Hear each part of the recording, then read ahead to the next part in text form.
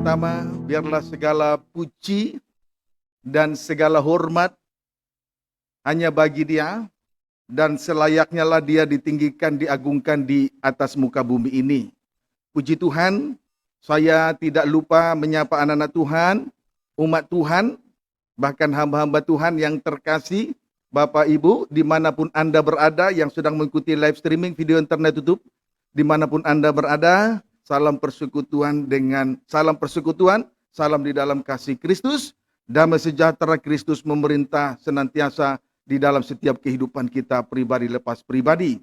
Puji Tuhan, dan selanjutnya kita mohonkan kemurahan dari Tuhan, supaya kiranya Tuhan kembali membukakan firman-Nya bagi kita di sore ini, kembali menyatakan isi hatinya dalam kehidupan kita masing-masing, supaya kita mengerti apa yang menjadi kehendak Tuhan, supaya kita mengerti rencana-rencana Tuhan. Di ujung dari perjalanan rohani kita, boleh bertemu kelak bersama-sama dengan Dia. Itulah sasaran akhir dari ibadah pelayanan kita di atas muka bumi ini.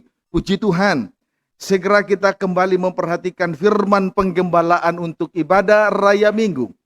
Firman penggembalaan untuk ibadah Raya Minggu adalah kitab Wahyu. Sekarang kitab Wahyu ayat yang ke-12. Kitab Wahyu 12 ayat 12. Demikian firman Tuhan. Kita semua sambil dalam doa dengar firman sambil disertai dengan doa permohonan supaya Tuhan bukakan firman-Nya bagi kita. Amin, saudara. Puji Tuhan, sehingga ibadah ini tidak menjadi sia-sia. Semua pengorbanan tidak sia-sia. Baik, ayat 12. Nyanyian kemenangan. Ya, nyanyian kemenangan. Ya, silakan. Karena itu bersukacitalah. Bersukacitalah. Terus? Hai sorga. Hai surga. Dan hai kamu sekalian yang diam di dalamnya. Ya. Celakalah kamu hai bumi dan laut. Celakalah kamu hai bumi dan laut. Terus? Karena iblis telah turun kepadamu. Ya. Dalam geramnya yang dahsyat. Dalam geramnya yang dahsyat. Geram yang dahsyat. Terus? Karena ia tahu bahwa waktunya sudah singkat. Puji Tuhan, Dia tahu bahwa waktunya sudah singkat. Puji Tuhan, haleluya. Dari pembacaan ayat ini, kita dapat melihat satu perkara yang bersifat kontradiksi. Sebab pada satu sisi, bersukacitalah sorga dan mereka yang diam di dalamnya. Namun pada sisi yang lain, celakalah bumi dan laut. Pada satu sisi, bersukacitalah surga dan mereka yang diam di dalamnya. Amin, saudaraku. Saat ini kita berada di tengah-tengah, ada di tata Allah. Suasana surga ada di tengah-tengah tata Allah. Lewat ibadah Raya Minggu, itu kemurahan bagi kita semua. Amin, saudaraku. Kebahagiaan kita lebih dari kebahagiaan yang ada di luar ibadah. Orang-orang yang ada di luar ibadah ini. Puji Tuhan. Namun pada sisi yang lain, celakalah bumi dan laut. Celakalah bumi dan laut. Mengapa hal ini bisa terjadi? Sebab naga besar itu, yang disebut juga iblis atau setan, serta para malaikat-malaikatnya telah dikalahkan. Mereka tidak mendapat tempat lagi di surga. Mereka telah dilemparkan ke bumi. Mereka telah dilemparkan ke bawah. Kemudian di sini dikatakan, karena iblis tahu bahwa waktunya sudah singkat. Amin, saudaraku. Mengapa ada perkara yang bersifat kontradiksi? Pada satu sisi ada kebahagiaan di surga, dan orang-orang yang diam di dalamnya merasakan kebahagiaan itu. Kemudian pada sisi yang lain, celakalah bumi dan laut. Jawabnya adalah, karena naga besar itu, yang disebut juga iblis atau setan, telah dikalahkan, telah dilemparkan ke bumi, telah dilemparkan ke bawah. Amin. Puji Tuhan. Kemudian di sini juga dikatakan, karena iblis tahu bahwa waktunya sudah sangat singkat. Kemudian di sini dikatakan karena iblis tahu bahwa waktunya sudah singkat. Boleh baca dulu ayat yang terakhir? Bagian terakhir. Karena ia tahu bahwa terus waktunya sudah singkat. Ya, karena iblis tahu bahwa waktu waktunya sudah singkat. Waktunya sudah singkat. Puji Tuhan. Berarti di hari-hari terakhir ini, iblis akan bekerja keras dan berusaha untuk menyeret dan menjatuhkan anak Tuhan dalam jumlah yang sangat besar. Iblis atau setan berusaha untuk menjatuhkan anak-anak Tuhan dalam jumlah yang sangat besar. Mengapa? Karena waktunya sudah singkat. Ia sadar bahwa iblis tahu bahwa waktunya sudah singkat. Jadi waktu yang tersisa ini tinggal sedikit, saudara. Waktu yang tersisa ini tinggal sedikit. Jangan disalahgunakan. Jangan salah gunakan. Namun waktu yang tersisa ini harus dipergunakan sebaik mungkin. Seoptimal mungkin. Seefisien mungkin. Jangan berpoya-poya pada siang hari. Jangan bermain-main lagi dalam dosa kejahatan dan dosa kenajisan. Pergunakan waktu yang singkat ini. Amin, saudaraku. Puji Tuhan. Haleluya. Ia tahu bahwa waktunya sudah singkat. Puji Tuhan. Haleluya. Berarti di hari-hari terakhir ini, saya ulangi sampaikan dengan tandas, iblis akan bekerja keras dan berusaha untuk menyeret dan berusaha menjatuhkan anak-anak Tuhan dalam jumlah yang sangat besar. Karena ia tidak mau sendirian di dalam api neraka. Kiranya dapat dipahami dengan baik. Oleh sebab itu, saudara, masing-masing kita harus memeriksa. Masing-masing kita harus memeriksa ibadah kita dengan benar. Masing-masing kita harus memeriksa ibadah kita dengan benar. Ibadah itu tidak boleh dikerjakan dengan asal-asalan. Sebab ibadah kita ini sekarang di bumi ini menyangkut masa depan kita. Supaya kelak tidak ada penyesalan di kemudian hari. Ibadah tidak boleh dikerjakan asal-asalan. Karena ibadah yang kita kerjakan sekarang ini sangat menentukan masa depan kita. Sehingga kita tidak ada penyesalan kelak di kemudian hari. Semoga kiranya dapat dipahami dengan baik. Puji Tuhan. Sekarang pertanyaannya, timbul pertanyaan bagi kita. Apakah ibadah kita di bumi ini sudah berada pada puncaknya? Atau yang disebut berada pada ibadah yang tertinggi? Yang pasti, ibadah kita di bumi ini harus masuk dalam ukuran Tuhan. Jadi pertanyaannya sekarang, apakah ibadah kita di bumi ini sudah berada pada puncaknya? Sudah berada pada puncak ibadah? Atau yang disebut dengan ibadah yang tertinggi? Yang pasti ibadah kita di bumi ini harus masuk dalam ukuran Tuhan. Jadi ibadah itu tidak boleh dikerjakan asal-asalan. Ibadah itu harus berada pada puncaknya. Ibadah itu harus berada pada tempat yang tertinggi, kedudukan yang tertinggi. Sebab ibadah kita di bumi ini diukur oleh Tuhan. Ibadah kita di bumi ini tidak boleh diukur oleh siapapun. Ibadah kita di bumi ini tidak diukur oleh seorang pendeta. Tidak diukur oleh seorang hamba Tuhan. Tidak bisa diukur oleh gembala sidang. Tidak bisa diukur oleh keahlian dan ilmu pengertian di bumi. Ibadah kita harus diukur oleh Tuhan. Kiranya dapat dipahami dengan baik. Wahyu 11 ayat 1. Wahyu 11 ayat 1. Baca. Demikian firman Tuhan. Ya. Dua saksi Allah. Dua saksi Allah. Terus? Kemudian diberikanlah kepadaku sebatang bulu. Ya. Seperti tongkat pengukur rupanya. Seperti tongkat pengukur rupanya. Terus? Dengan kata-kata yang berikut. Ya. Bangunlah. Bangunlah. Dan ukurlah bait suci Allah. Satu, bait suci Allah. Terus? Dan mesbah. Dua, mesbah. Tiga. Dan mereka yang beribadah di dalamnya. Tiga, mereka yang beribadah di dalamnya. Jadi, sekali lagi saya sampaikan, yang masuk dalam ukuran Tuhan ialah satu, bait suci Allah. Menunjuk gereja yang sempurna atau sidang mempelai Tuhan. Ini yang diukur oleh Tuhan. Satu, bait suci Allah itu menunjuk gereja yang sempurna atau sidang mempelai Tuhan. Dua, mesbah menunjuk pelayanan yang terhubung langsung dengan sengsara salib. Mesbah itu menunjuk kepada pelayanan yang terhubung langsung dengan sengsara salib. Jadi orang yang melayani Tuhan harus terhubung langsung dengan sengsara salib.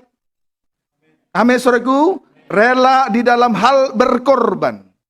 Itu seorang pelayan Tuhan. Itu yang diukur oleh Tuhan. Kemudian tiga, ibadah. Ibadah. Yang ketiga adalah mereka yang beribadah di dalamnya. Jadi yang ketiga yang diukur adalah ibadah. Jelas ibadah yang dimaksud di sini ialah ibadah yang sudah berada pada puncaknya. Jadi bukan ibadah asal-asalan ibadah. Yang ketiga adalah, yang diukur adalah ibadah. Jelas ibadah ini menuju kepada ibadah yang sudah berada pada puncaknya. Bukan lagi ibadah yang dikerjakan dengan asal-asalan. Atau bukan asal-asalan beribadah. Tidak sedikit orang Kristen asal-asalan mengerjakan ibadahnya. Ibadahnya asal-asalan. Beribadat bukan jaminan, tapi ibadah harus membawa kehidupan rohani kita sampai berada pada puncaknya. Amin, saudaraku. Inilah yang masuk dalam ukuran Tuhan. Jadi bukan diukur oleh manusia dan pengertian manusia, termasuk tidak bisa diukur oleh hamba Tuhan. Tidak bisa diukur oleh gembala sidang. Amin, saudaraku. Puji Tuhan. Haleluya. Jadi saudara, ibadah di bumi jika dikaitkan dengan pengajaran tabernakel, terkena pada 3 macam alat yang ada di dalam ruangan suci. Puji Tuhan. Ya. 1, meja roti sajian. Ya. 1, meja roti sajian menunjuk ketekunan dalam ibadah pendalaman Alkitab disertai dengan perjamuan suci. Itu sama dengan iman. 2, pelita emas. 2, pelita emas menunjuk ketekunan dalam ibadah raya minggu disertai dengan kesaksian. Seperti ibadah kita sore ini. Itu ibadah pelita emas, ibadah raya minggu, ibadah kesaksian, ibadah terang, ibadah pelita, ibadah terang, ibadah kesaksian roh. Amin, saudaraku. Sama dengan pengharapan. Sama dengan pengharapan. Puji Tuhan. Tetapi tidak berhenti hanya sebatas iman dan pengharapan. Lanjut. Alat yang ketiga. Alat yang ketiga. Misbah dupa. Alat yang ketiga, misbah dupa, itu menunjuk ketekunan dalam ibadah doa penyembahan. Menunjuk ibadah doa penyembahan sama dengan kasih. Berarti puncak dari ibadah adalah doa penyembahan. Berada di dalam kasih Allah yang besar, kasih Allah yang sempurna. Tapi kebanyakan orang Kristen mengerti ibadah hanya ibadah kebaktian minggu. Itu baru kesaksian roh. Sama dengan pengharapan. Itu belum puncak ibadah. Puncak ibadah adalah alat yang ketiga, misbah dupa. Menuju ketekunan dalam doa penyembahan. Sama dengan kasih. Terkhusus imam-imam yang melayani Tuhan. Harus tekun dalam 3 macam ibadah pokok. Tetapi bukan saja imam-imam. Untuk kepentingan keselamatan jiwa, saudaraku, ibadah kita di bumi ini sudah seharusnya berada pada puncaknya. Jadi bukan untuk imam-imam saja. Untuk keselamatan jiwa kita, hari ibadah yang kita kerjakan di bumi ini sudah seharusnya berada pada puncak ibadah. Itulah doa penyembahan. Kiranya dapat dipahami dengan baik. Ikuti semua masing-masing ya. Amin, saudaraku. Baik. Kita langsung lihat lagi lebih rinci di dalam 1 Korintus 3. 1 Korintus pasal 13. 1 Korintus 13 ayat 8 saja. Demikian firman Tuhan. Ya. Kasih. Baca. Kasih tidak berkesudahan. Kasih tidak berkesudahan. Puji Tuhan. Ingat, kasih tidak berkesudahan. Amin. Terus, Nubuat akan berakhir. nubuat firman dari seorang nabi satu kali nanti akan berakhir di bumi ini loh. Akan berakhir. Kemudian, Bahasa roh akan berhenti. Pengetahuan kemudian bahasa roh juga akan berhenti. Tetapi kasih tidak berkesudahan. Amin. Itu loh saudaraku. Maka ibadah ini tidak boleh kita kerjakan dengan asal-asalan. Atau saya balik, tidak boleh asal-asal beribadah. Tidak sedikit orang Kristen beribadah asal-asalan. Yang penting masuk gereja. Itu belum ukuran. Itu belum ukuran. Tetapi ibadah itu harus memuncak. Itulah doa penyembahan. Sama dengan kasih.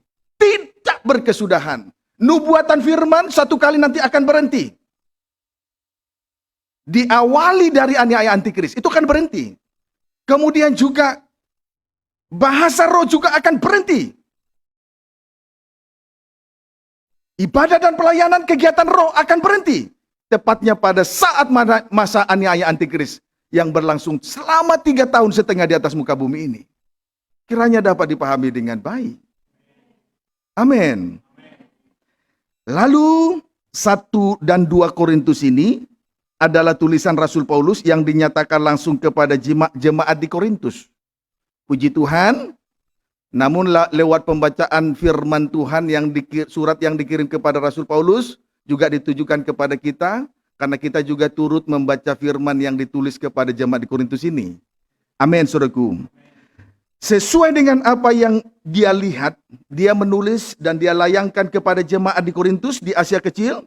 Dia menulis itu sesuai dengan apa yang dia lihat ketika ia diangkat ke tingkat yang ketiga dari sorga dalam 2 Korintus 12. Kemudian dituliskan juga kepada jemaat di Ibrani. Amin, saudaraku. Soal pengangkatannya ke surga dia tulis di dalam 2 Korintus pasal 12. Disitulah dia melihat ibadah itu. Kemudian dia tulis kembali kepada jemaat di Ibrani. Mari kita lihat Ibrani pasal yang ke-9. Ibrani pasal 9 ayat 1 sampai dengan ayat 4. Demikian firman Tuhan. Ya. Tempat kudus di bumi dan di sorga. Ya.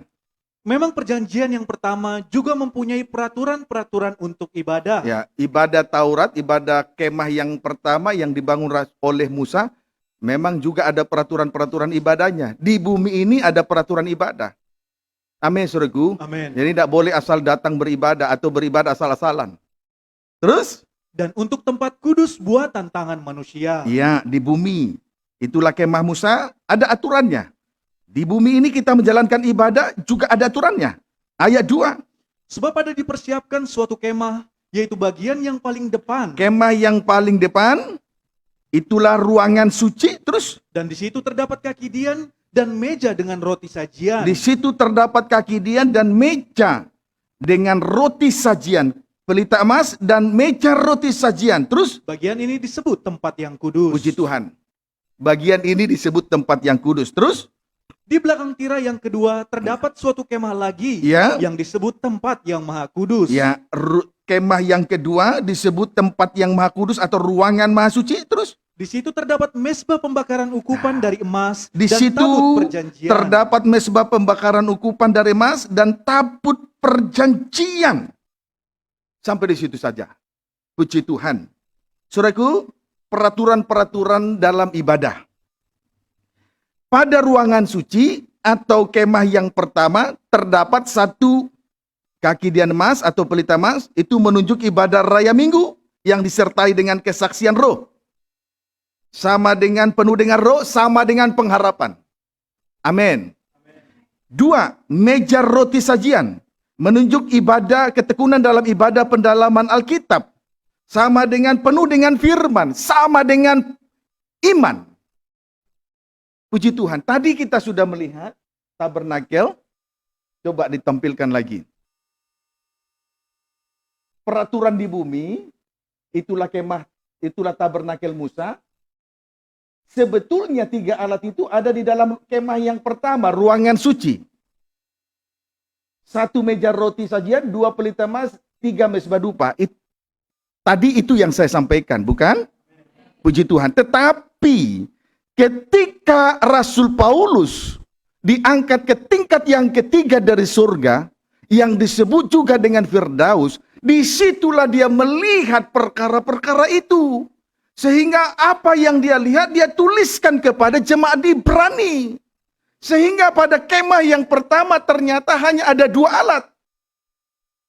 Hanya ada 2 alat. Dapat dipahami, saudaraku? Itulah kaki dian emas dan meja roti sajian. Hanya ada 2 alat. Ternyata di dalam ruangan maha suci atau kemah yang kedua itu terdapat satu ukupan dari emas. Itu menunjuk doa penyembahan. Ternyata ukupan, setelah dia diangkat ke tingkat yang ketiga, dia melihat cawan emas, cawan dupa emas ini, pembakaran ukupan emas ini, sudah berada di dalam ruangan Maha Suci. Bukan lagi hanya tabut perjanjian, jadi sudah ada dua perkara di situ. Satu, cawan pembakaran ukupan emas. Itulah doa penyembahan. Yang kedua, barulah tabut perjanjian. Pertanyaannya, apakah bertolak belakang apa yang dilihat oleh Rasul Paulus dengan apa yang dilihat oleh Musa di Gunung Sinai? Jawabnya tidak. Lalu perkara apa yang ada di dalam ruangan suci? Itulah cawan emas yang berisi dengan kemenyan. Itulah doa penyembahan dari anak-anak Tuhan. Itulah puncak ibadah. Sementara dua ibadah yang lain, ibadah pendalaman Alkitab penuh dengan firman, itu akan berakhir di bumi. Kemudian ibadah raya minggu, kepenuhan Roh Kudus akan berakhir di bumi. Tetapi kasih Allah tidak berkesudahan. Dapat dipahami suruhku. Itu sebabnya mau tidak mau kita harus mengerjakan ibadah di bumi ini tidak boleh dengan asal-asalan. Ibadah itu harus sampai kepada puncaknya. Jangan asal ibadah liturgis loh saudaraku ya. Hanya setormo supaya kelihatan beribadah. Itu asal-asalan itu namanya. Tidak sampai kepada penyembahan. Tidak sampai. Sebab itu pikirkan masa depan. Jangan pendek cara berpikir. Pikirkan masa depan. Jangan kita menyesal di kemudian hari nanti. Seperti penyesalan orang kaya itu. Sementara Lazarus ada di pangkuan Abraham, orang kaya itu ada di alam maut. Sebelum dihakimi dalam keadaan kepanasan. Dia mau keluar dari situ tidak bisa. Itu penyesalan yang tiada tara. Jangan kita mengerjakan ibadah salah-salah supaya jangan menyesal di kemudian hari. Amin saudaraku. Saya sebagai seorang suami harus bertanggung jawab dalam ibadah saya. Saya tidak bisa menyelamatkan istri dan anak saya, tetapi saya harus bertanggung jawab dengan ibadah saya. Kiranya dengan ibadah yang saya tanggung jawab ini, istri dan anak saya melihat ibadah saya dan mengikut. Dan juga berada pada puncak ibadah. Amin saudaraku. Kiranya dapat dipahami dengan baik. Puji Tuhan. Haleluya. Pendeknya saudaraku, dua ibadah yang lain tinggal di bumi. Berakhir di bumi. Nubuatan akan berakhir. Bahasa roh akan berakhir. Berakhir di bumi. Tidak sampai dibawa masuk ke surga. Jadi puncak ibadah kita adalah doa penyembahan. Amin saudaraku. Amin saudaraku. Puji Tuhan. Dengan demikian kita dapat menarik kesimpulan. Puncak ibadah kita di bumi ini adalah doa penyembahan. Jadi bukan kebaktian minggu seperti kebanyakan orang Kristen mengerti. Nah, doa penyembahan. Kalau saudara juga ingin mendapatkan keselamatan berada di tempat yang tinggi, ayo ikuti doa penyembahan. Jangan hanya kebaktian minggu saja. Belum sempurna. Ibadah pendalaman kitab sama dengan nubuatan akan berakhir. Ibadah kebaktian minggu semacam ini sama dengan bahasa roh akan berakhir. Tapi doa penyembahan kekal sampai selama-lamanya. Kiranya dapat dipahami dengan baik. Sebab itu adalah merupakan puncak ibadah. Wahyu 8.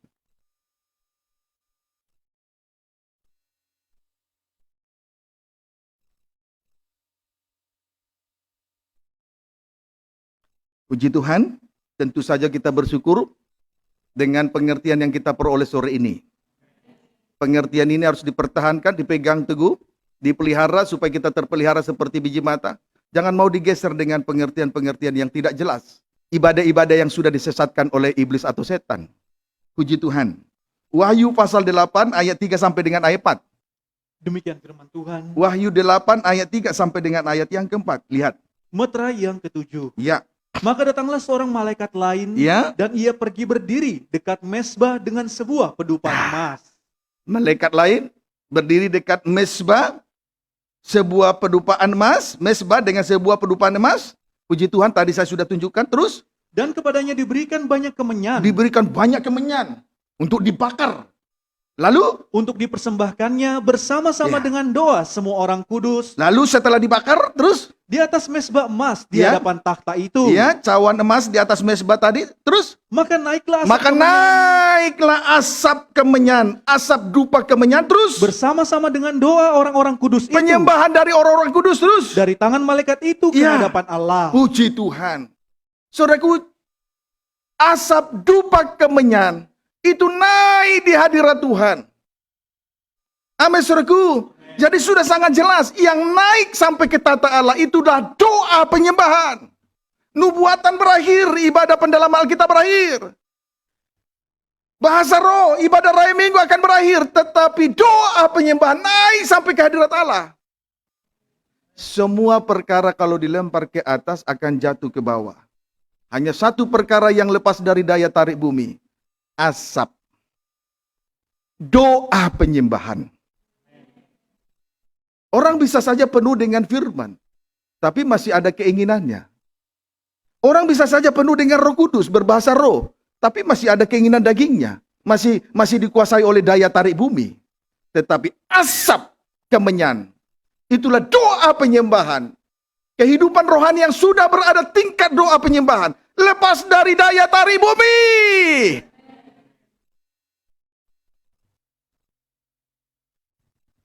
Amin, saudaraku. Kiranya dapat dipahami dengan baik. Puji Tuhan. Haleluya. Bisa dipahami? Kita lihat sebagai gambarannya yang sudah dikerjakan oleh imam besar tadi. Tadi di sini katakan seorang malaikat lain, ia pergi berdiri dekat mezbah dengan sebuah pedupaan emas. Itu tidak lain, tidak bukan. Itulah pribadi Yesus Kristus. Dialah imam besar yang telah mengadakan pendamaian dosa, sekaligus memimpin ibadah kita, memimpin doa penyembahan kita untuk selanjutnya dibawa sampai ke hadirat Allah. Puji Tuhan. Lihat sebagai bukti. Injil Matius pasal 27. Injil Matius pasal 27. Ayat 50. Ayat 50 terlebih dahulu. Demikian firman Tuhan. Ya, Yesus mati. Yesus mati.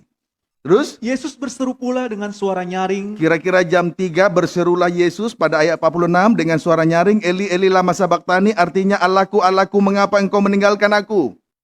Itu yang terjadi ketika Yesus mati di kayu salib. Dia menanggung penderitaan seorang diri saja.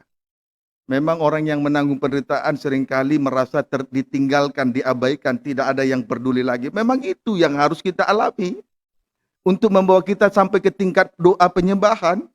Jadi saudara jangan minder, jangan saudara kecil hati, larut dalam kesedihan, duka cita. Tidak usah. Jangan menangis karena tidak punya uang. Jangan menangis karena banyak penderitaan. Menangislah kalau dosa masih banyak.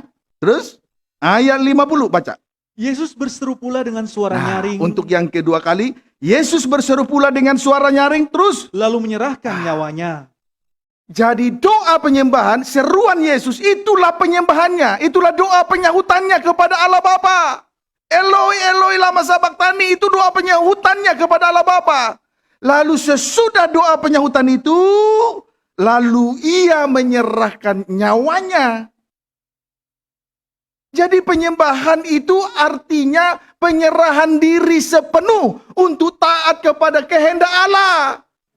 Bukan lagi taat kepada keinginan daging, bukan lagi taat kepada perkara dunia. Tetapi penyembahan itu setara dengan penyerahan diri sepenuh untuk taat hanya kepada kehendak Allah, tidak yang lain. Itulah penyembahan, penyerahan diri sepenuhnya untuk taat kepada kehendak Allah. Itu penyembahan. Dan sudah dikerjakan oleh malaikat yang kuat itu. Itulah imam besar agung yang kita syukuri sore ini.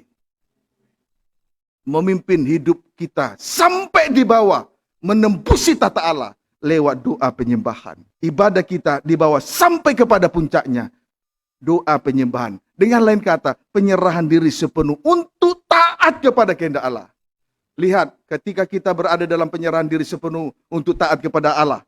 Ayat 51. Dan lihatlah, Lihatlah. tabir bait suci terbelah dua dari atas sampai ke bawah. Ya. Dan terjadilah gempa bumi dan bukit-bukit batu Ya. terbelah. Lihatlah tabir bait suci terbelah dua dari atas sampai ke bawah. Ini loh, tabir bait suci terbelah dua dari atas sampai ke bawah. Setelah dia menyerahkan dirinya sepenuhnya untuk taat kepada kehendak Allah, tabir bait suci terbelah dua dari atas sampai ke bawah. Tampilkan dulu tabir bait suci. Ini tabir, inilah tabir bait suci atau tirai. Ya, ini tirai 3 dimensi. Itu sudah terbelah dua. Bukan bentuk horizontal, terbelah dua. Masih ada penghambat jalan dari atas dan bawah. Tapi terbelah dua dari atas sampai ke bawah. Itu berbicara tentang perobekan daging. Sudah robek dagingnya. Sudah terpisah dari daging. Sudah dirobek segala daging. Dari atas kepala sampai ke bawah. Sampai kaki. Sudah dirobek. Itu penyerahan diri. Robek. Tabiat daging sudah dirobek. Tidak lagi hidup menurut hawa nafsu dan keinginan daging. Itulah penyerahan diri. Itulah doa penyembahan. Jadi kalau kita menyembah itu memang berlutut. Tetapi menyembah tanpa penyerahan diri, itu hanya sekedar berlutut. Menyembah itu memang berlutut. Tapi kalau menyembah tanpa penyerahan diri, hanya sekedar berlutut. Jadi tanda dari penyembahan, saudaraku, ada di dalam penyerahan diri sepenuh untuk taat kepada kehendak Allah. Apa buktinya? Tabiat daging sudah dirobek. Sudah robek. Amin, saudaraku. Puji Tuhan. Sudah lepas dari tabiat-tabiat daging. Itu penyembahan. Itulah penyerahan diri Yesus sepenuhnya untuk taat kepada kehendak Allah Bapa. Dapat dipahami, saudaraku. Puji Tuhan. Haleluya. Nah, kemudian ayat 51 tadi, ciri dari penyerahan diri, tabir bait suci terbelah dua dari atas sampai ke bawah sama dengan perobekan daging. Sudah terpisah dari tabiat-tabiat daging. Perobekan daging terpisah dari tabiat-tabiat daging. Sehingga saudara, lewat pengajaran mempelai dalam terangnya tabernakel, sekarang kita dapat memahami betul tentang ibadah yang diukur. Bukan? Puji Tuhan. Pengajaran mempelai dalam terang tabernakel tadi, kita bisa mengerti tentang ibadah yang diukur oleh Tuhan. Haleluya, kiranya dapat dipahami dengan baik. Jadi, kalau ibadah itu diukur, jadi ibadah itu ukurannya menurut ukuran Tuhan. Berarti sampai kepada penyembahan. Amin, saudaraku. Sebaliknya, kalau ibadah itu diukur dengan satu berkat-berkat, misalnya usahanya diberkati, pekerjaannya diberkati, bisnisnya diberkati, kemudian ekonominya, keuangannya diberkati. Saudaraku, itu belum ukuran ibadah.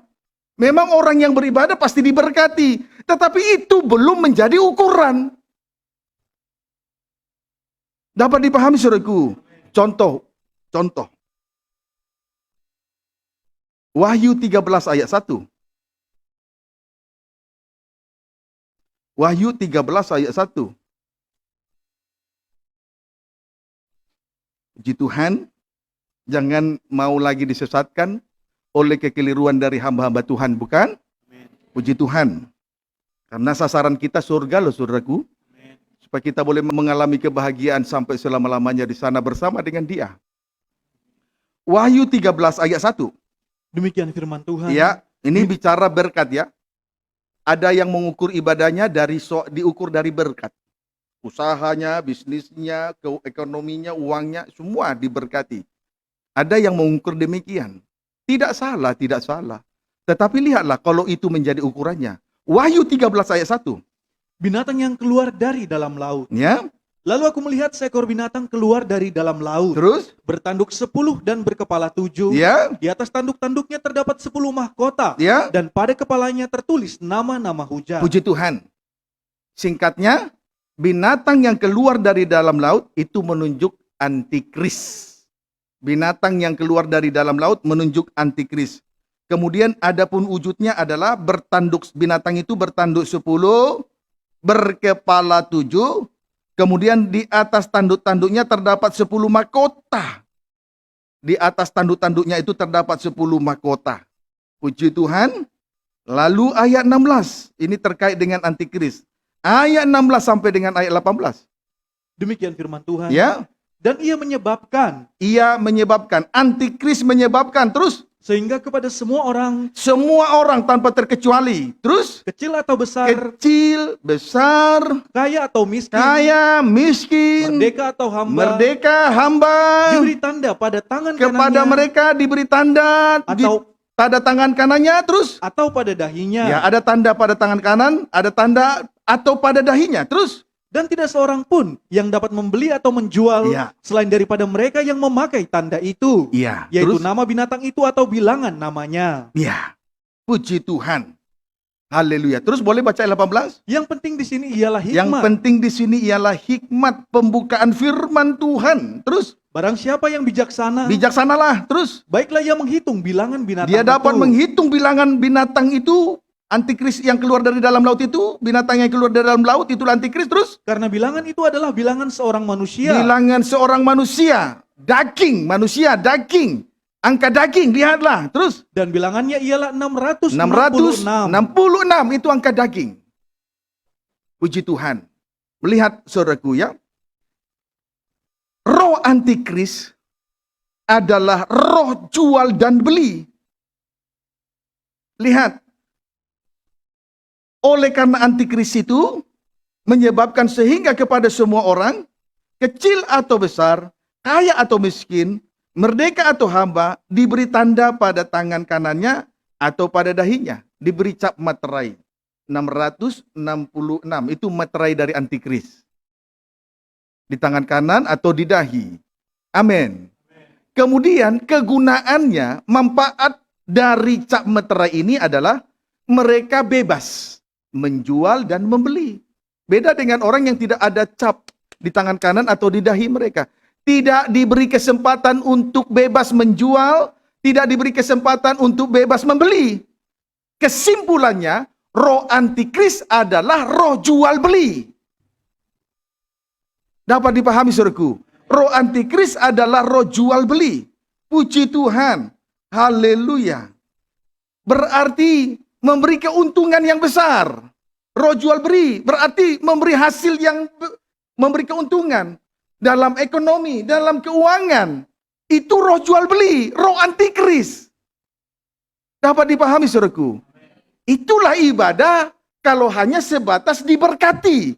Ekonominya diberkati oleh karena roh jual beli atau oleh karena roh antikris. Roh antikris itu roh jual beli.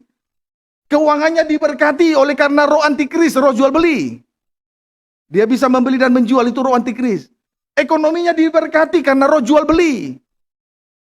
Segalanya diberkati karena roh jual beli.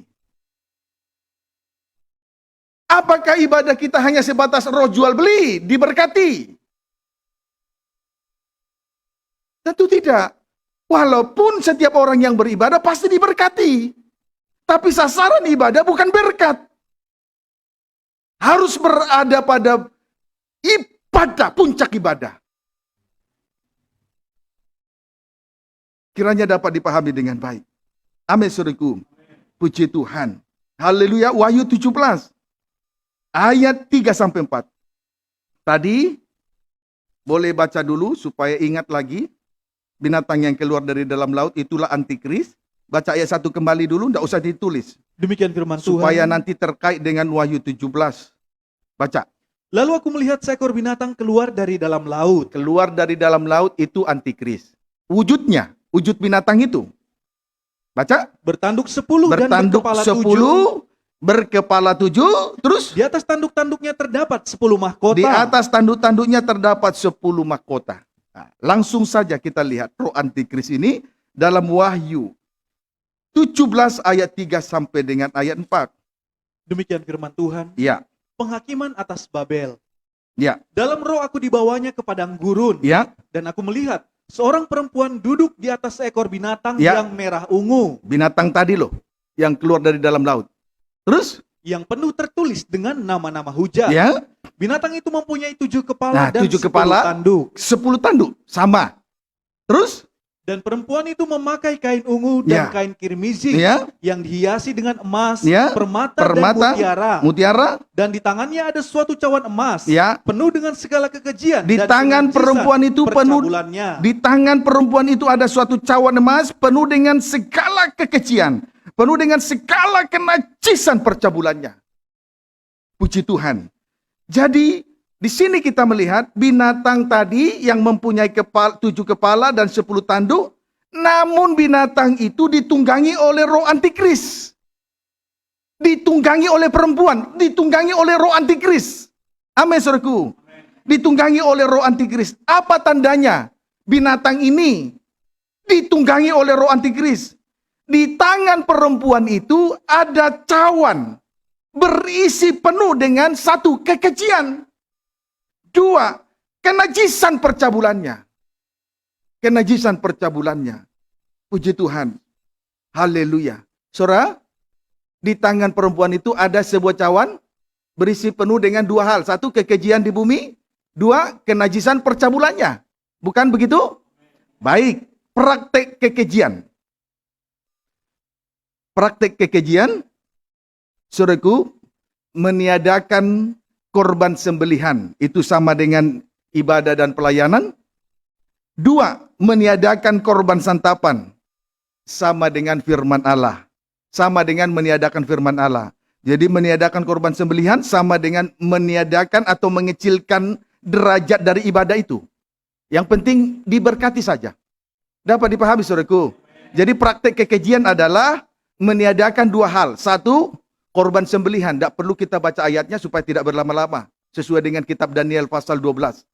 Praktek kekejian ada 2. 1, meniadakan korban sembelihan. Sama dengan mengecilkan derajat dari ibadah dan pelayanan itu. Yang penting bagi dia adalah berkat. Usahanya diberkati, keuangannya diberkati, ekonominya diberkati, semuanya diberkati. Dapat dipahami, saudaraku. Yang kedua, meniadakan korban santapan. Sama artinya mengecilkan derajat firman Tuhan. Jadi derajat firman itu dikecilkan. Derajat firman itu dianggap enteng. Yang terpenting bagi dia adalah diberkati usahanya, diberkati pekerjaannya, diberkati keuangannya, diberkati ekonominya, diberkati. Itu praktek kekejian. Tadi binatang itu bertanduk 10, berkepala 7. Tapi binatang itu ditunggangi oleh roh antikris. Ditunggangi oleh perempuan. Perempuan itu di tangannya ada cawan. Berisi penuh 2 hal. 1, kekejian. Dapat dipahami, saudaraku? Puji Tuhan. Praktek kekejian, 1, meniadakan korban sembelihan. Sama dengan mengecilkan derajat ibadah. Lebih utama berkat-berkat lahiriah. Kemudian 2, meniadakan korban santapan. Sama artinya mengecilkan derajat dari firman Tuhan. Bagi dia yang terpenting berkat-berkat melimpah. Berkat lahiriah melimpah. Diberkati keuangannya, diberkati ekonominya. Yang penting bagi dia. Sehingga orang semacam ini derajat ibadah dikecilkan nama dia. Sehingga datang beribadah asal-asalan saja ibadah. Kemudian firman disampaikan. Bagi dia tidak penting. Yang penting bagi dia adalah uangnya diberkati, keuangannya diberkati, ekonominya diberkati. Sehingga derajat firman yang disampaikan itu terlalu kecil bagi dia. Tapi ingat, dalam Amsal, orang yang menaikkan doa, tapi memalingkan telinganya kepada firman, itu doanya kekejian. Banyak orang Kristen berdoa, Tuhan pulihkan nikah saya, Tuhan berkati keuangan saya. Tapi tidak mau dengar firman. Doa semacam ini kekejian. Supaya saudara mengerti loh, saudara.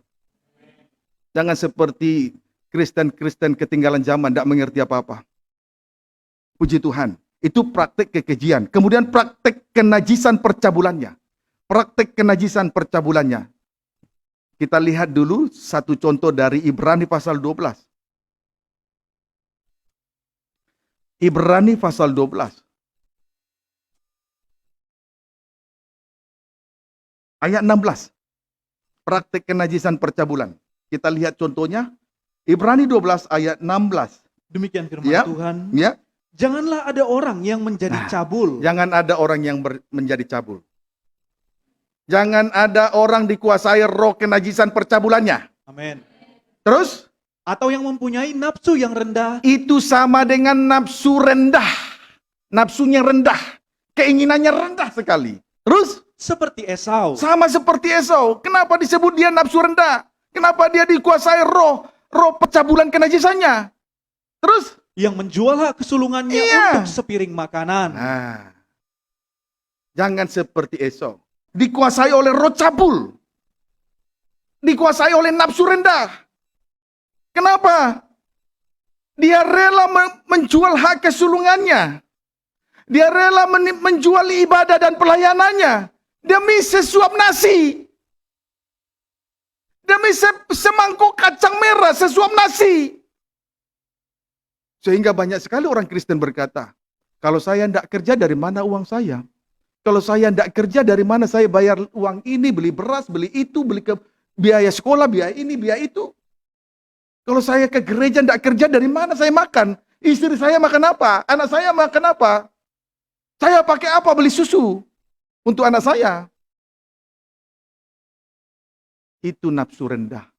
Dikuasai oleh percabulan kenajisannya. Itu yang menajiskan seseorang. Nafsunya rendah. Persis seperti apa yang saya katakan di atas tadi. Mengecilkan derajat ibadah. Mengecilkan derajat firman. Ibadah ini setetes dengan darah salib Kristus. Kalau tidak ada darah, tidak ada ibadah. Berarti tidak selamat kalau tidak ibadah. Firman yang kita terima, itu pribadi Yesus. Mana yang lebih mulia? Tapi kenyataannya, banyak orang yang dikuasai roh percabulan kenajisannya. Nafsu rendah seperti Esau. Mengecilkan nilai ibadah, mengecilkan nilai firman. Membesarkan perkara yang lahiriah. Itu loh saudaraku. Tapi tidak sedikit orang mengukur ibadah hanya dengan berkat semacam ini. Keliru, dia tidak mengerti, belum mengerti. Tapi sore ini kita patut bersyukur. Lewat pengajaran mempelai dalam terang tabernakel, kita dibawa kepada suatu ibadah yang tertinggi, doa penyembahan. Untuk kita boleh menyerahkan diri sepenuh untuk taat kepada kehendak Allah. Terjadi perobekan daging dari atas sampai ke bawah. Kiranya dapat dipahami dengan baik. Puji Tuhan. Boleh baca ayat 17 lagi?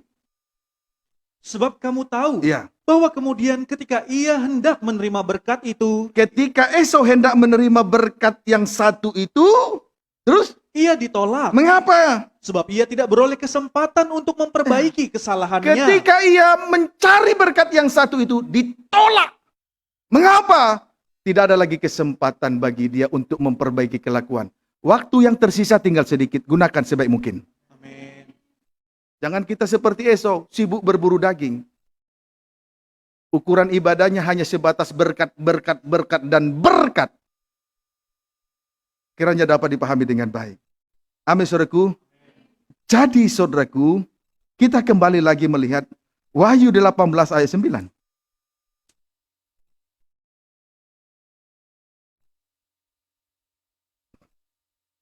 Lihat. Baca. Demikian firman Wahyu Tuhan. 18, tadi binatang itu ditunggangi oleh perempuan Babel. Perempuan Babel. Ayat 9.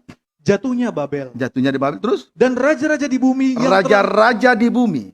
Itu jelas imamat rajani, orang yang sudah melayani Tuhan. Hamba-hamba Tuhan di bumi. Terus. yang telah berbuat cabul. Nafsu rendah seperti Esau. Raja-raja di bumi seperti Esau berbuat cabul dengan dia. Terus. Dan hidup dalam kelimpahan dengan dia. Ya. Berbuat cabul dengan perempuan Babel. Hanya karena kelimpahan. Hanya karena soal berkat-berkat. Sehingga nilai daripada ibadah itu dikecilkan. Nilai daripada pemberitaan firman juga dikecilkan. Dia rela berlaku cabul. Tidak sedikit hamba Tuhan berlaku cabul. Nafsu rendah. Hanya karena kelimpahan. Hanya karena uang. Tapi dia bungkus bahasa-bahasa rohani dengan kepandaiannya, dengan kelicikannya. Saya yakin banyak hamba Tuhan semacam ini. Ayo jujur. Tidak jujur tidak masuk surga. Singkat aja, simple saja, dusta tidak masuk surga, titik. Biar hamba Tuhan pandai-pandai bicara. Kalau dibungkus dengan kelicikan, tidak masuk surga. Mohon maaf. Tapi para pemirsa juga anak-anak Tuhan yang saya kasihi. Baik Anda ada di dalam negeri maupun di luar negeri, perhatikan pemberitaan firman. Memang sakit bagi daging untuk sesaat lamanya. Tapi nanti hasilnya kebahagiaan yang kita alami tidak sebanding dengan penderitaan di bumi ini yang kita alami. Ingat itu. Sebab itu jangan ibadah salah-salah. Kerjakanlah keselamatanmu dengan takut dan gentar di hadapan Tuhan Yesus. Jangan bermain-main lagi dalam nikah yang suci. Amin, saudaraku. Amin. Puji Tuhan. Haleluya. Jadi kesimpulannya, saudaraku, ibadah kalau diukur dengan berkat-berkat sama dengan ibadah laut. Haleluya. Haleluya. Kalau ibadah ukurannya adalah berkat-berkat dan kelimpahan, ibadah laut. Puji Tuhan. Jangan sampai nanti. Tapi kalau kita ibadah laut, lihat konsekuensinya dilemparkan kepada lautan api neraka sampai selama-lamanya. Itu loh konsekuensinya. Puji Tuhan. Sekarang kemudian, kalau ibadah diukur dari mukjizat. Tadi diukur dari berkat, bukan? Itulah ibadah laut. Sekarang kalau ibadah diukur dari mukjizat. Misalnya, hamba-hamba Tuhan sibuk mengadakan mukjizat-mukjizat kesembuhan, mengusir setan dan lain sebagainya. Tidak salah, memang itu harus terjadi di tengah ibadah dan pelayanan. Saya itu tidak anti dengan mukjizat kesembuhan. Saya tidak anti juga dengan soal berkat. Tapi percayalah, mukjizat dan berkat itu akan mengikuti asal sungguh-sungguh beribadah.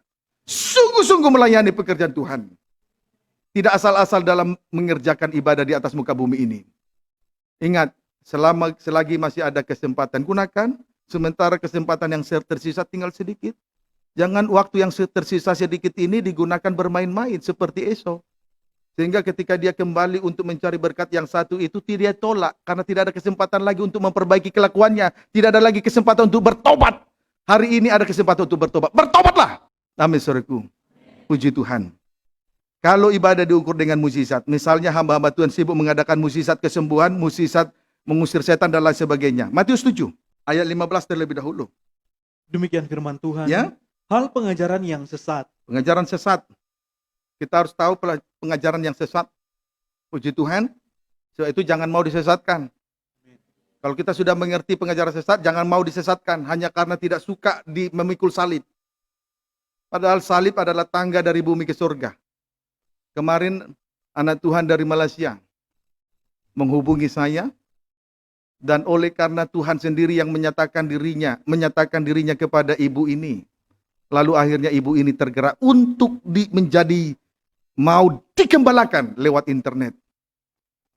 Dan dia sudah menyatakan diri sebagai jemaat di Malaysia sana. Tuhan Yesus memberkati Anda di sana. Masih banyak lagi anak-anak Tuhan yang belum menyatakan diri. Saya tahu yang terus mengikuti. Ada yang dari Amerika Serikat. Ada yang dari India. Ada yang dari Belanda. Ada yang dari Portugal. Malaysia, Singapura. Masih banyak lagi. Bahkan Bonjabik saja ada yang mengikuti. Dan dari Libanon juga ada satu orang. Tinggal kita menunggu kesaksian mereka satu persatu.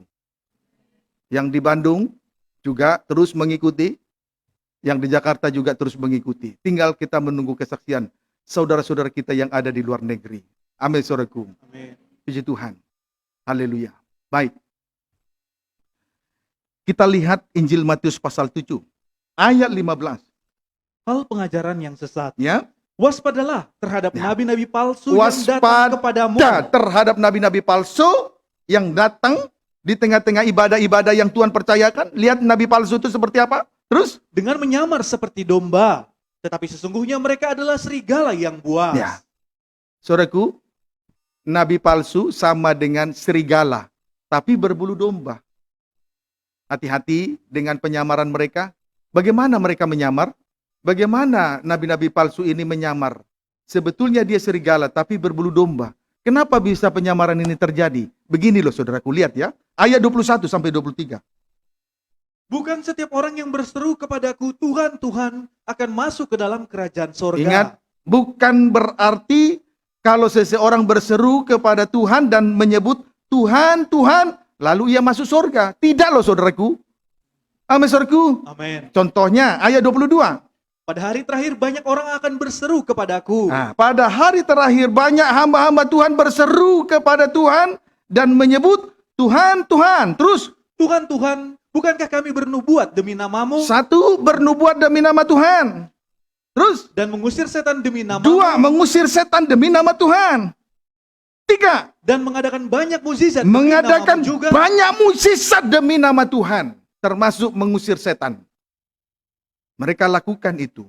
Inilah hamba-hamba Tuhan yang berseru kepada Tuhan. Melakukan 3 perkara ajaib. Semuanya demi nama Tuhan. Tapi lihat, ada hal yang aneh. Ayat 23. Pada waktu itulah aku akan berterus terang kepada mereka. Tuhan berterus terang kepada mereka dan berkata, Aku tidak pernah mengenal kamu. aku tidak pernah mengenal kamu. Apalagi Tuhan katakan, Nyala daripadaku kamu sekalian pembuat kejahatan. mereka yang melakukan 3 ajaib tadi, pada akhirnya Tuhan berkata kepada mereka, aku tidak mengenal kamu.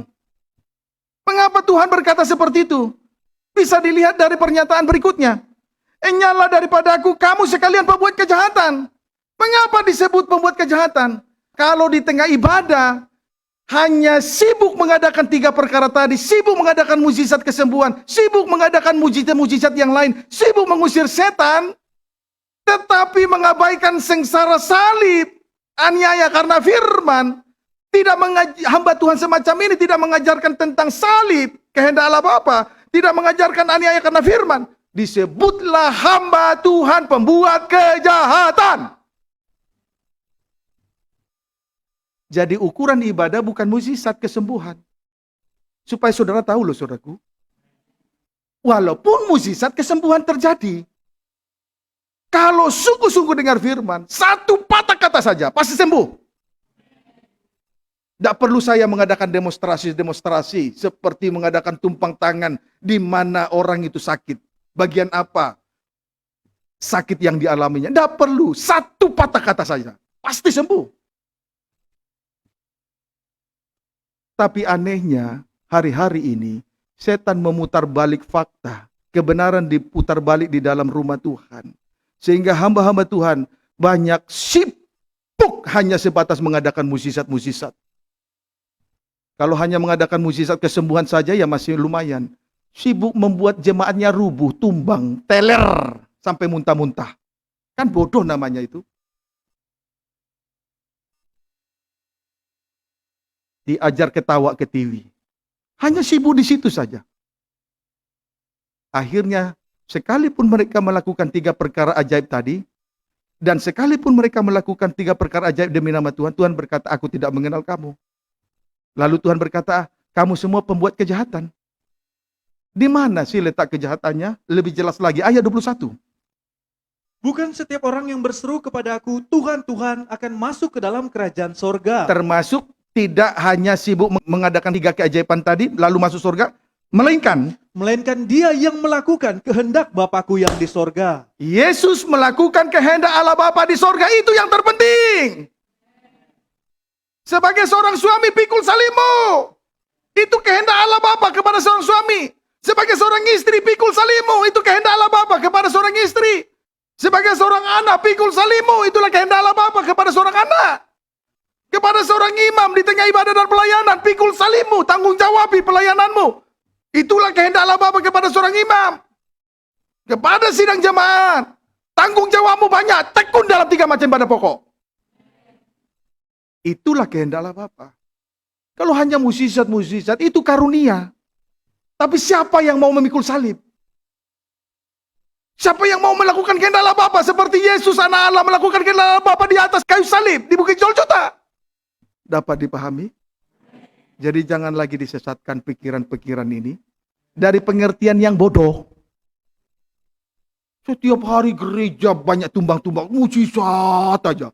Tapi salib tidak diajarkan. Begitu banyak jemaat nanti disesatkan. Nah, ini loh yang saya khawatirkan sekarang. Hati saya terbeban untuk mempelambirkan pengajaran mempelai dalam terangnya tabernakel sampai seantero dunia ini. Puji Tuhan, kiranya dapat dipahami dengan baik. Haleluya. Saya juga berharap kepada anak-anak Tuhan, umat Tuhan, bahkan kalau saudara hamba Tuhan, ayo belajar untuk menerima kebenaran yang hakiki. Ibadah tidak hanya sebatas diberkati, ibadah tidak hanya sebatas mengadakan mukjizat di tengah ibadah dan pelayanan di atas muka bumi ini. Puji Tuhan. Haleluya. Kesimpulannya, kalau ibadah diukur hanya sebatas mengadakan mukjizat-mukjizat, berarti sama dengan ibadah bumi. Bukan ibadah di surga. Itu ibadah di bumi. Bukan ibadah di surga. Amin, saudaraku. Ibadah di bumi. Binatang yang keluar dari dalam bumi. Dapat dipahami tadi? Puji Tuhan. Haleluya. Coba kita lihat dulu. Contoh Wahyu 13 ayat 11. Lihat. Demikian firman Tuhan. Judulnya. Binatang yang keluar dari dalam bumi. Binatang yang keluar dari dalam bumi. Terus ayat 11. Dan aku melihat seekor binatang lain keluar dari dalam bumi. Binatang yang keluar dari dalam bumi. Terus. Dan bertanduk dua sama seperti anak domba. Sama seperti anak domba. Terus. Dan ia berbicara seperti seekor naga. Tanduknya bertanduk dua tapi seperti anak domba. Seperti Yesus anak domba. Tapi lucunya kalau dia berbicara persis seperti seekor naga, berarti nabi palsu. Ibadah di bumi yang dikerjakan oleh nabi palsu itu kepalsuan. Kalau ibadah hanya sebatas mengadakan mukjizat, itu ibadah palsu, sama dengan ibadah bumi. Jadi ibadah bumi itu ibadah palsu. Kita harus tegas mulai dari sekarang. Waktu yang tersisa tinggal sedikit, tidak boleh bermain-main lagi.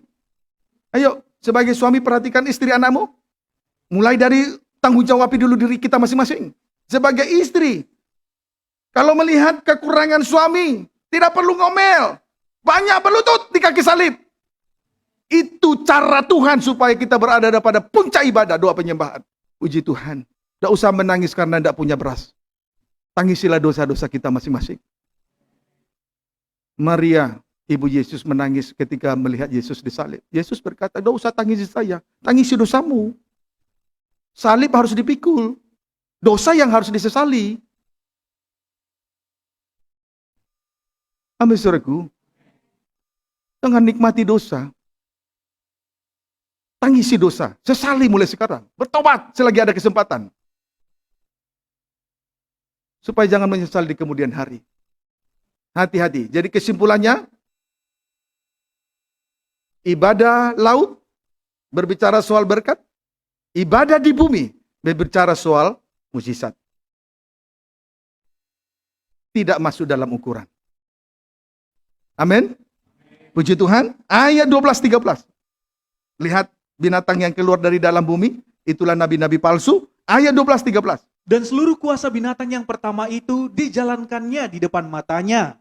Ia menyebabkan seluruh bumi dan semua penghuninya menyembah binatang yang pertama. Akhirnya menyembah antikris, binatang pertama. Binatang yang keluar dari bumi itu binatang kedua, itulah nabi palsu. Terus yang luka parahnya telah sembuh. Terus ayat 13. Dan ia mengadakan tanda-tanda yang dahsyat. Tanda-tanda yang dahsyat, mukjizat terus. Bahkan ia menurunkan api dari langit. Bahkan nabi palsu bisa menurunkan api dari langit ke bumi. Terus di depan mata semua orang. Iya. Jadi sudah jelas nabi palsu ini bisa mengadakan mukjizat, kesembuhan, tanda-tanda yang dahsyat, bahkan menurunkan api dari langit ke bumi bisa. Tapi bukan suatu ukuran bahwa ibadah kita sudah memuncak. Bukan. Ibadah di bumi belum memuncak, ibadah bumi belum memuncak, ibadah laut juga belum memuncak. Bukan itu puncaknya. Kesembuhan bukan itu puncaknya. Mukjizat bukan itu puncaknya. Bahkan sekalipun kita melihat ada seorang hamba Tuhan bisa menurunkan api dari langit ke bumi, bukan itu puncak ibadah, bukan. Jangan dibodoh-bodohi kita. Kiranya dapat dipahami. Amin. Ayat 14. Dan ia menyesatkan mereka yang diam di bumi dengan Terus? tanda-tanda Ya, yang telah diberikannya kepadanya untuk dilakukannya di depan mata binatang itu. terus? Dan ia menyuruh mereka yang diam di bumi supaya mereka mendirikan patung untuk menghormati binatang yang luka oleh pedang namun yang tetap hidup itu. Iya. Lewat penyesatan-penyesatan dari nabi-nabi palsu itu, akhirnya banyak orang disesatkan, dan tanda kesesatan itu, akhirnya banyak anak-anak Tuhan menyembah patung, binatang. Yang pertama, jatuh dalam penyembahan berhala. Kiranya dapat dipahami dengan baik. Amin, saudaraku. Puji Tuhan. Haleluya. Saudara, saya sangat bersyukur sekali memperoleh pengertian dari Allah dari surga. Sekalipun kita ada di bumi, tetapi kita menjalankan ibadah dalam suasana di surga. Itu yang kita patut syukuri. Kita di bumi, tetapi kita tidak menjalankan ibadah bumi. Kita di bumi, tapi kita tidak menjalankan ibadah laut. Tidak terikat dengan perkara-perkara duniawi. Kiranya dapat dipahami dengan baik. Amin. Puji Tuhan. Nah, sekarang ibadah laut dan ibadah bumi, akibatnya. Kita akan melihat akibatnya. Kalau kita menjalankan ibadah laut dan ibadah bumi, akibatnya kita akan lihat ya saudara. Sebab itu, biar kita mengerjakan ibadah ini dengan sungguh-sungguh, tidak lagi dengan asal-asalan loh saudara.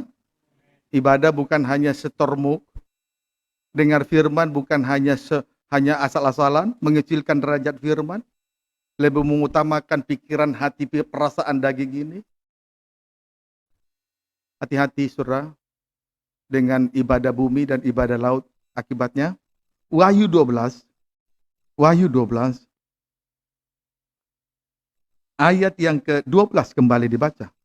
Demikian firman Tuhan. Ya. Karena itu bersukacitalah, Bersukacitalah, hai sorga, puji Tuhan. Terus dan hai kamu sekalian yang diam di dalamnya. ya, ibadah yang sudah memuncak sampai ke surga, ibadah doa penyembahan, berbahagia saja ya. Amin. Tidak usah khawatir, nggak ada beras, tidak usah khawatir. Untuk sekarang mungkin ekonomi pas-pasan, tidak usah khawatir. Yang penting kita menjalankan ibadah di bumi tetapi bersuasana surga. Ibadah yang memuncak kepada penyembahan. Kalau sudah ibadahnya memuncak sampai kepada penyembahan, itulah penyerahan diri sepenuh untuk taat kepada kehendak Allah. Tidak perlu khawatir. Pemeliharaan Tuhan pasti terjadi dengan ajaib. Asal sungguh-sungguh. Itu saya alami. Terus? Celakalah kamu, hai bumi dan laut. Celakalah kamu, hai yang ibadah laut dan ibadah bumi. Terus? Karena iblis telah turun kepadamu Ya. dalam geramnya yang dahsyat. Ya, Karena terus? ia tahu bahwa waktunya sudah singkat. Ya. Ibadah laut dan ibadah bumi adalah ibadah yang bersifat duniawi. Bersifat di bawah. Sama sekali tidak ada kaitannya dengan perkara di atas dan perkara di sorga. Tadi sudah saya jelaskan di atas tadi. Amin. Akibatnya, saudaraku, ibadah bumi dan ibadah laut menampung iblis turun kepadanya dalam geramnya yang dahsyat. Akibatnya apa? Menampung iblis turun kepadanya dalam geramnya yang dahsyat. Kan rugi kita, saudaraku. Hanya karena kekerasan hati kita harus menjalankan ibadah laut. Hanya karena kekerasan hati menjalankan ibadah bumi. Tapi lihat akibatnya. Iblis turun dalam geramnya yang dahsyat. Dia sedang menampung. Dia sedang membuat suatu wadah. Tampungan. Hanya untuk iblis turun. Dengan geramnya yang dahsyat sekali. Dan itu sudah terjadi sebetulnya. Dalam kehidupan kekristenan. tapi tidak disadari. Lihat saja, ketika iblis dengan suara yang lembut, kehidupan kita sudah sengsara. Suara iblis yang lembut itu hanya berbicara soal berkat, hanya berbicara soal mukjizat kesembuhan, dosa tidak dikoreksi, hati tidak tertusuk. Lembut sekali dia berbicara. Tapi nikah rumah tangga menderita. Andai kata ada berita yang kasar, salib kasar, menusuk hati, mengoreksi dosa, pasti nikah tidak hancur. Hidup kita tidak hancur. Pasti bahagia. Tapi dengan lembut saja dia berbicara, nikah kita hancur. Bagaimana kalau dia di akhir zaman nanti turun dalam geramnya yang dahsyat? Bahasa yang lembut saja sudah membuat gereja Tuhan menderita. Apalagi di akhir zaman nanti, dia akan turun dalam geramnya yang dahsyat. Lembut saja berbicara, setan lembut saja berbicara. Iblis berbicara dengan lembut saja, kita sudah menderita. Beda kalau berita salib. Dosa dikoreksi, semua masing-masing pikul salib. Bebas dari dosa. Tidak menderita nikah kita. Rumah tangga kita tidak menderita. Tapi lihatlah, kalau hanya berita, mukjizat terjadi, kesembuhan terjadi, saudara diberkati, kebangkitan sedang berlangsung, tapi salib tidak diajarkan. Kan lembut bahasa semacam ini toh? Lembut sekali. Tapi nikah rumah tangga hancur. Itu sekarang. Nanti akibat dari ibadah bumi dan laut, dia akan turun membuat sebuah wadah untuk menampung iblis turun dalam geramnya yang dahsyat. Camkanlah apa yang sudah saya sampaikan sore ini. Jangan diabaikan. Puji Tuhan. Haleluya. Hanya salib loh yang menolong kita. Hidup kita, nikah rumah tangga kita hanya salib. Kalau kita turuti daging ini, hidup dalam hawa nafsu, kemudian khotbahnya dielus-elus, lembut bahasa iblis, lembut sekali, hancur nikah rumah tangga kita. Sebab dunia ini semakin lama semakin sukar hidup. Karena setan begitu hebat sekarang. Karena dia sadar waktunya sudah sangat singkat. Sebab itu dia sedang berusaha untuk menyeret kehidupan anak Tuhan, untuk menjatuhkan sebanyak mungkin anak Tuhan dalam berbagai-bagai dosa. Karena waktunya sudah singkat. Maka sadarlah. Puji Tuhan. Haleluya. Sehingga di sini dikatakan, celakalah kamu hai bumi dan laut. Kesimpulannya ibadah bumi dan ibadah laut celaka. Amin. Puji Tuhan. Kalau kita tidak mengerti firman, tidak bisa masuk surga. Harus mengerti firman. Sebab itu tidak cukup diberkati. Tidak cukup. Tidak cukup. Harus mengerti rahasia surga. Puji Tuhan. Mazmur 97 ayat 6 sampai 12. Demikian firman Tuhan. Tuhan adalah Raja. Ya. Langit memberitakan keadilannya. Langit memberitakan keadilannya. Ibadah surga membawa ibadah kita sampai kepada puncaknya. Doa penyembahan. Itu keadilan Tuhan. Amen. Itu keadilan Tuhan. Bagi orang yang sudah menderita di atas muka bumi ini. Berita dari surga. Membawa ibadah kita sampai puncaknya. Doa penyembahan. Itu keadilan Tuhan. Terus? Dan segala bangsa melihat kemuliaannya. Itu ayat 6. Akhirnya bangsa-bangsa akan melihat kemuliaan Allah. Nanti, bukan sekarang.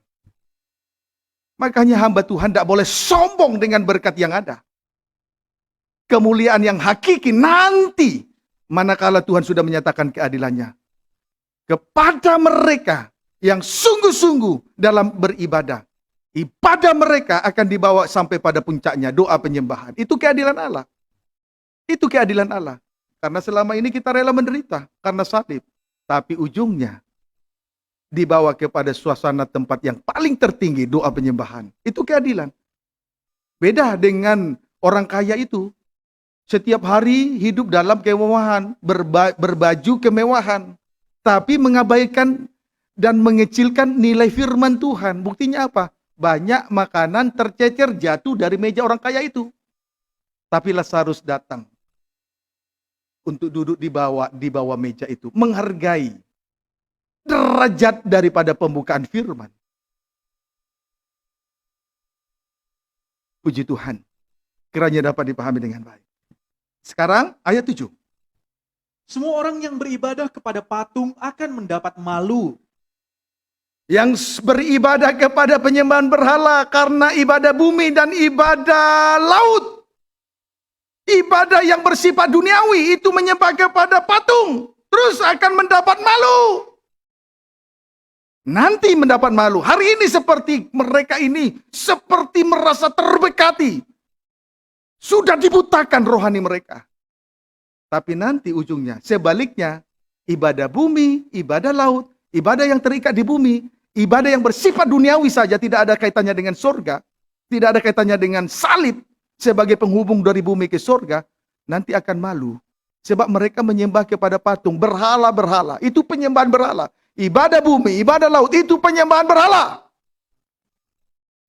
Terus, Orang yang memegahkan diri karena berhala-berhala, ya karena kaya, diberkati ekonomi, diberkati keuangan, kemudian memegahkan diri karena terjadi mukjizat kesembuhan dalam pelayanan, terus segala Allah sujud menyembah kepadanya. tapi nanti dia akan tahu Tuhan akan menyatakan kemuliaannya. Nanti loh saudaraku. Nanti saudaraku, nanti. Amin saudaraku. Amin. Bersabar saja. Ada waktunya. Bersabar saja. Jangan ingin cepat-cepat kaya, tapi jatuh nanti ujung-ujungnya. Seperti yang dilukiskan oleh Nabi Yesaya pasal 31. Puji Tuhan. Kemudian ayat 8. Sion mendengarnya dan bersukacita. Sion, gereja mempelai mendengarnya. Bersukacita. Hai sorga, bersukacita. Amin. Sorga bersukacita. Siapa yang ada di dalam sorga? Gunung Sion. Mempelai Tuhan. Rasul-rasul. Nabi-nabi. Orang-orang kudusnya. Para malaikatnya. 4 makhluk. 24 tua-tua. Bersukacitalah. Sorga dan mereka yang ada di dalamnya. Yang sudah saya sebut tadi satu persatu. Terus? Putri-putri Yehuda bersorak-sorak. Oh haleluya. Mereka yang melayani Tuhan Imamat Rajani bersorak-sorak. Terus? Oleh karena penghukuman-Mu ya Tuhan. Ketika iblis dilemparkan ke bumi, bersukacitalah hai surga dan yang ada di dalamnya. Tapi celakalah hai bumi dan laut. Jelas bukan? Amin. Ayo, pertahankan pengertian dari surga. Jangan mau digeser pengertian oleh karena ibadah bumi dan ibadah laut. Pertahankan ibadah surgawi. Ayat 9. Sebab Engkaulah ya Tuhan yang maha tinggi di atas seluruh bumi. Ya, Engkau sangat dimuliakan di atas segala Allah. melebihi dari Allah-Allah, ibadah bumi, ibadah laut, soal berkat dan mujizat lebih dari situ. Terus, Hai orang-orang yang mengasihi Tuhan, ya. bencilah kejahatan. Hai orang yang mengasihi Tuhan, benci kejahatan, amin. Amin. Benci berhala-berhala, benci ibadah bumi, benci ibadah laut. Amin. Terus, Dia yang memelihara nyawa orang-orang yang dikasihinya iya. akan melepaskan mereka dari tangan orang-orang fasik. Satu kali nanti kita dilepaskan dari masa aniaya antikris selama 3,5 tahun di bumi ini berlaku. Amin. Sebab itu ibadah harus berada pada puncaknya doa penyembahan. Tandanya berada dalam penyerahan diri sepenuh untuk taat kepada kehendak Allah. Bukan lagi taat kepada kehendak diri sendiri. Atau kehendak orang lain. Itu penyembahan. Penyembahan tanpa penyerahan diri berarti sekedar berlutut. Penyembahan yang sesungguhnya harus dalam tanda penyerahan diri. Saat itulah kita berlutut 2, 3 jam, bahkan 4 jam. Sangat dinikmati sekali. Bukan untuk pamer-pamer, bukan. Tapi betul-betul dinikmati hubungan intim dengan Tuhan. Kalau kita sudah menikmati hubungan intim dengan Tuhan, pasti nikah-nikah di bumi ini begitu intim dan mesra. Ada amin? Puji Tuhan. Kiranya dapat dipahami. Sekarang ayat berapa? 11? Terang sudah terbit bagi orang benar. Ya, Dan lewat pengertian terang sudah terbit bagi orang benar. Terus Dan sukacita bagi orang-orang yang tulus hati. sukacita. Hai sorga. dan yang diam di dalamnya.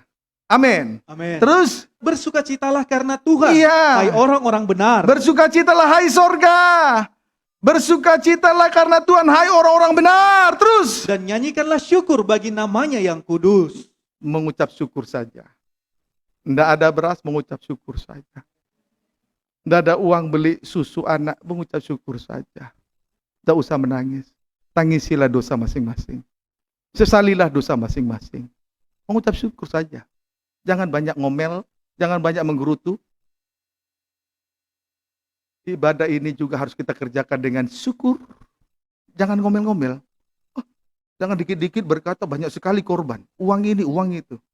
Bersyukur saja. Tuhan suatu kali nanti keadilan Tuhan akan dinyatakan. Tuhan akan membalas segala sesuatu yang kita kerjakan di atas muka bumi ini. Ibadah ini tidak akan percuma. Percayalah. Puji Tuhan. Haleluya. Amin, saudaraku. Ya, sekarang ayat 7 kembali. Semua orang yang beribadah kepada patung Iya. akan mendapat malu. Ya, ibadah bumi, ibadah laut, itulah ibadah dengan penyembahan berhala. Satu kali nanti akan mendapat malu, akan mengalami celaka, hai laut dan bumi. Terus Orang yang memegahkan diri karena berhala-berhala memegahkan diri dengan berkat-berkat dan berhala-berhala, memegahkan diri dengan pekerjaannya yang besar, memegahkan diri dengan pendidikannya yang sangat tinggi, memegahkan diri dengan apa yang dia punya, itu berhala. Lihat terus, segala Allah sujud menyembah Lihat. kepadanya. dia akan takluk nanti kepada Tuhan. Tidak bisa tidak. Puji Tuhan. Lihat Galatia pasal 4. Galatia pasal 4 ayat 24 sampai 27. Tapi tidak mengapa setelah baca judul, baca ayat 21. Demikian firman Tuhan, Ya. Hagar dan Sarah. Hagar dan Sarah. Ada dua perempuan yang menjadi ketentuan Tuhan untuk kita bisa melihat. Ayat 21, Katakanlah kepadaku, hai kamu yang mau hidup di bawah hukum Taurat, ya, tidakkah kamu mendengarkan hukum Taurat? ya. Terus Bukankah ada tertulis Ya. bahwa Abraham mempunyai 2 anak, mempunyai 2 anak. Terus seorang dari perempuan yang menjadi hambanya, seorang dari perempuan yang lahir dari perempuan yang budaknya. Terus dan seorang dari perempuan yang merdeka, terus anak yang satu lagi lahir dari seorang perempuan merdeka. Satu anak lahir dari seorang perempuan hamba. Seorang lagi lahir dari perempuan merdeka. Ishak. Terus tetapi anak dari perempuan yang menjadi hambanya itu Ya. diperanakan menurut daging. diperanakan. Ismail lahir dari Hagar, lahir dari daging, keinginan daging saja. Terus Dan anak dari perempuan yang merdeka itu Anak oleh karena janji. Ishak lahir dari Sarah, itu karena janji Allah kepada Abraham. Amin. Yesus anak tunggal. Ishak anak tunggal. Yesus itu janji Allah kepada manusia. Ishak juga itu anak yang dijanjikan Allah. Terus, Ini adalah suatu kiasan. nah itu adalah kiasan semata. Terus, Sebab kedua perempuan itu adalah 2 ketentuan Ya. Allah. ya. Yang Jadi satu Hagar dan Sarah itu hanyalah berupa kiasan. Dan kedua perempuan itu adalah 2 ketentuan Allah. Terus, yang satu berasal dari Gunung Sinai, yang satu berasal dari Gunung Sinai. Bukankah Musa juga menerima 2 loh batu di atas Gunung Sinai? Bukankah juga Musa mendirikan tabernakel sesuai dengan petunjuk-petunjuk yang dia terima di atas Gunung Sinai dari Tuhan selama 2 kali 40 hari 40 malam? Terus, dan melahirkan anak-anak perhambaan. Itulah Hagar. tetapi Hagar melahirkan anak-anak perhambaan. Puji Tuhan. Ismail menjadi anak hamba. Jadi, kalau kita hanya berada di gunung-gunung rumah Tuhan, tapi menjalankan ibadah secara lahiriah, tidak ada artinya. Tetap menjadi hamba dosa. Dapat dipahami, saudaraku? Amin. Terus, baca lagi. Hagar ialah Gunung Sinai di tanah Arab. Ya, Gunung Sinai yang dalam bentuk gunung lahiriah loh. Bukan gunung yang tinggi dalam bentuk gunung rohani. Terus, Dan ia sama dengan Yerusalem yang sekarang. Nah, bersifat lahiriah, ibadah lahiriah, menjadi hamba dosa. Itu sebabnya, mohon maaf, jangan sering-sering keluar saat dengar firman Tuhan, apapun alasannya. Jangan ibadah lahiriah, itu sama dengan Gunung Sinai yang ada di tanah Arab sekarang loh. Sekalipun kita punya pengajaran mempelai dalam pola tabernakel, kalau menjalankan ibadah lahiriah, tidak ada artinya. Tetap menjadi hamba dosa. Terus?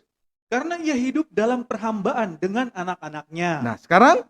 Tetapi Yerusalem sorgawi Ya, Yerusalem surgawi, terus? adalah perempuan yang merdeka. Terus? Dan ialah ibu kita. Itulah ibu kita. Amin, saudaraku. Amin. Ayo, merdeka dari dosa, itulah hidup rohani anak-anak Tuhan yang dilahirkan dari perempuan merdeka. Manusia rohani, itulah yang lahir dari perempuan merdeka. Yerusalem surgawi. Jadi Sarah gambaran dari Yerusalem baru, surgawi. Amin, saudaraku. Amin. Puji Tuhan. Terus? Karena ada tertulis. Ada tertulis? Bersukacitalah hai si mandul. Bersukacitalah hai si mandul, bersukacitalah hai sorga dan yang ada di dalamnya. Terus? Yang tidak pernah melahirkan. Ya. Bergembira dan bersorak-sorailah. Ya. Hai engkau yang tidak pernah menderita sakit bersalin. Terus? Sebab yang ditinggalkan suaminya. Ditinggalkan suami. Terus? Akan mempunyai lebih banyak anak daripada yang Tetapi bersuami. pada akhirnya akan mempunyai anak. Lebih banyak. Mempunyai lebih banyak anak daripada yang bersuami. Sebab itu, saudaraku, Tuhan sudah menyatakannya diawali dari Abraham. Sehingga ketika Tuhan mencobai Abraham untuk mempersembahkan anaknya Ishak sebagai korban bakaran, dia tidak ragu. Karena di dalam hatinya, Tuhan bisa jadikan kok keturunan dari mana saja. Padahal anaknya satu. Lah kalau disembelih, dari mana janji Tuhan bisa tergenapi? Tapi dia mau. Tapi setelah Tuhan melihat kemurnian hatinya, Tuhan katakan, jangan, saya sudah melihat hatimu. Ambillah gantinya di situ, seekor domba jantan yang tanduknya tersangkut di semak belukar. Yesus sudah rela mati di atas kayu salib. Dialah anak domba jantan. Dia anak domba Allah yang tersangkut di semak belukar. Oleh karena dosa kita, dia harus mati di kayu salib. Dan anak Ishak itulah Esau dan Yakub. Yakub berganti nama menjadi Israel. Israel mempunyai anak 12. Jadi sudah benar. Yang ditinggalkan suaminya karena budak perempuan tadi akan mempunyai lebih banyak anak daripada yang bersuami. Haleluya. Tuhan. Sekarang ayat 28. Dan sampai 29. Terus? Dan kamu saudara-saudara, Ya. kamu sama seperti Ishak adalah anak-anak janji. Iya, anak janji. Terus? Tetapi seperti dahulu, Ya. dia yang diperanakan menurut daging, menganiaya yang diperanakan menurut roh. Demikian juga sekarang ini. Tetapi, lihat, Ishak adalah anak janji. Lahir dari perempuan merdeka, Yerusalem surgawi. Puji Tuhan, jadi kalau kita menjadi manusia rohani, kita lahir dari Yerusalem surgawi, itulah anak yang dijanjikan. Amin, saudaraku. Tetapi anak yang dijanjikan ini, saudaraku, banyak menderita. Ayat 29, tetapi seperti dahulu, dia yang diperanakkan menurut daging, dia yang lahir dari daging, itulah Ismail, akan menganiaya yang diperanakkan menurut roh, akan menganiaya Ishak. Jadi, setelah Ishak ini lepas sapi, tahu lepas sapi? Lepas dari air susu ibu, bermain-main dengan saudara tiri yang sudah jauh lebih besar. Tetapi saudara tiri ini suka menyakiti, memukul-mukul Ishak. Jadi saudaraku, manusia rohani banyak menanggung penderitaan, banyak memikul salib. Amin, saudaraku. Jangan ikuti tabiat daging yang hanya bisa menyakiti hati Tuhan. Menyakiti hati Roh Kudus. Tapi biarlah kita semua menjadi manusia rohani anak janji. senantiasa hidup di dalam pengaruh yang kuat dari Roh Kudus, mau memikul salib. Kiranya dapat dipahami dengan baik. Amin, saudaraku. Puji Tuhan. Itulah yang disebut dengan anak janji. Kiranya dapat dipahami dengan baik. Sebab itu, biarlah kiranya kita senantiasa menyangkal diri memikul salibnya. Melakukan kehendak Allah Bapa. Seperti Yesus menanggung penderitaan yang tidak harus ia tanggung di atas kayu salib. Melakukan kehendak Allah Bapa. Itulah ibadah dari surga. Supaya kelak kita bersukacita. Hai surga, bersukacitalah. Jangan turuti tabiat daging. Tabiat daging hanya bisa menyakiti hati Roh Kudus. Tabiat daging hanya bisa menyakiti hati Tuhan. Tapi biarlah kita seperti Isa anak janji. Senantiasa rela menyangkal diri memikul salibnya. Supaya pada akhirnya bersukacitalah hai surga. Kiranya dapat dipahami dengan baik. Sebab itu yang terutama adalah carilah dahulu kerajaan surga dan kebenaran yang ada di dalamnya, maka semuanya ditambahkan. Jangan ibadah di bawah, di bumi. Jangan ibadah di bawah, di laut. Carilah dahulu kerajaan surga. Semuanya nanti ditambahkan. Ibadah di surga. Cari dahulu kerajaan surga.